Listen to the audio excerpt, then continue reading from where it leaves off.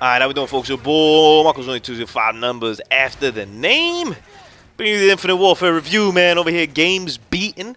Mainly, once again, focus on the single player over here, man. Game number 37 of the year. Focus on the single player over here, man. I ended up giving it a 9.3 out of 10 for the single player.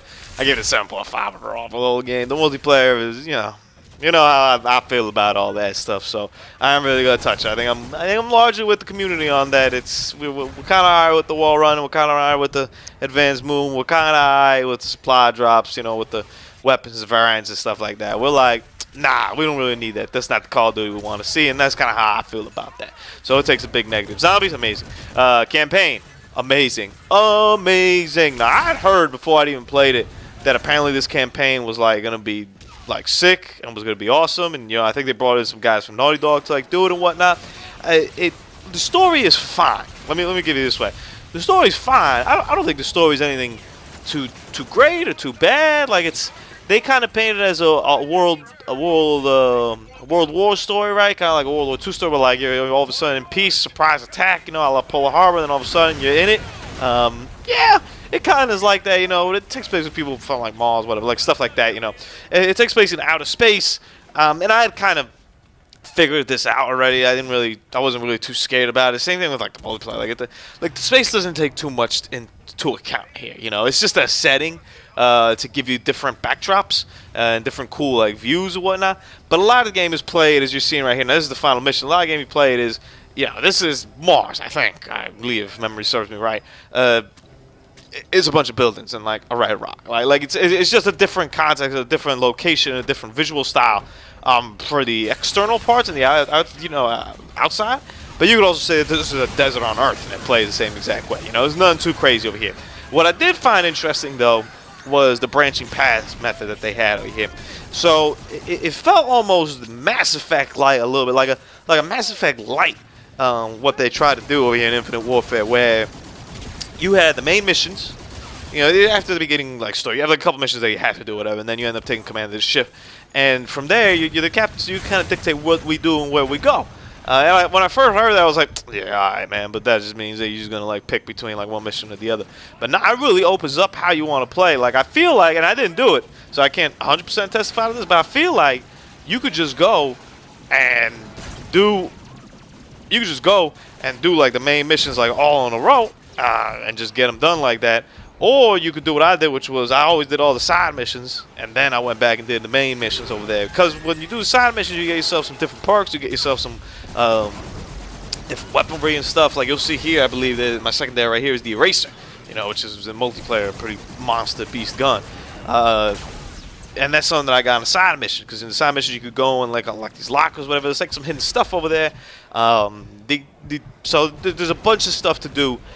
In terms of going to side missions or going to the main missions or whatnot. And I'll even show you guys the death over there. Whoops, stuck that in there. Which I thought was pretty cool, though. A little homage with how they give you the damn little message like they used to do back in the Call of Duty, back in the Modern Warfare Remastered. I thought it was a very nice touch right there. None of them are as good as the Modern Warfare Remastered ones, though. Sadly, I felt like, I don't know, but I didn't die too much in Infinite Warfare. I didn't get too many of those, thankfully.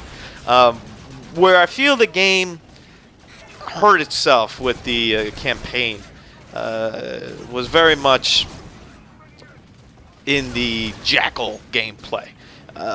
You have a lot of these side missions, and even some of the main missions require you to be in the Jackal, in the little spaceship, and you have some dogfighting, going on. I think it's done very well. Like I think the gameplay is about as good as you could do with it.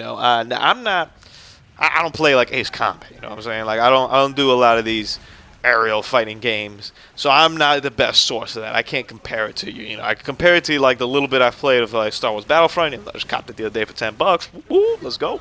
I can compare it a little bit to that, and I can compare it to like Star Fox, but that's like a rail shooter, And even when they go in all range mode, it's not too much to like go off of there. I feel like this plays fine. Like there's no problem with it. Like it played fine. But I felt it was unnecessary and a little bit too much going on over there. And sometimes downright just unfairly difficult. Once you get into a rhythm, you kind of figure out the pattern. It's not the worst thing ever. But I felt like it was a little bit like, yo, like what's really going on here though? Why are we like doing all this? Why we gotta go over there? I feel that part was a little bit forced. As in, like, yo, we're in space, flying your jackal. I felt like it was okay in submissions when it fit contextually into the story, where it's like, yo, escape off the base on your jackal or whatever, and you're like, all right, cool, I'll do that. But other times it was straight up like, yo, you're on your jackal, you got to take down like 10 other jackals or whatever. The only good part about that was that you knocked out a lot of people off your most wanted board. So on the ship, you got yourself a little deck, you got yourself a little captain quarters, and you have like a most wanted board, and you can kind of knock those guys off over there. It reminded me almost like those. You remember those death cards back in like World of War? Now those I think ended up giving cheats or something. These don't. But you had like death cards of like different things and different people and stuff like that. It was kind of like that, except that these guys were like real, and you could actually pop them, whatever, and knock them off. So it give you a good feel over there. And also I can't forget, man, the little robot buddy over here, man, in the game, Ethan. Yo, this guy was amazing, man. He to me was the best character in the story. Completely unexpected, completely unheard of. He was the coolest robot on Earth, man. Shout out to the homie Ethan, man. He made my time in Infinite Warfare. To me, my favorite part of the story was Ethan. So Infinite Warfare, man, multiplayer, believe what you want about it, but a single player, that's something you should play, man. And all fairness, it's a $60 experience just for the single player alone in my eyes, man. The replay value is huge. I haven't played the YOLO mode yet, but I'm going to at some point. I played it on Veteran, though. Your boy Marcos, man. Game's beat. We deuces.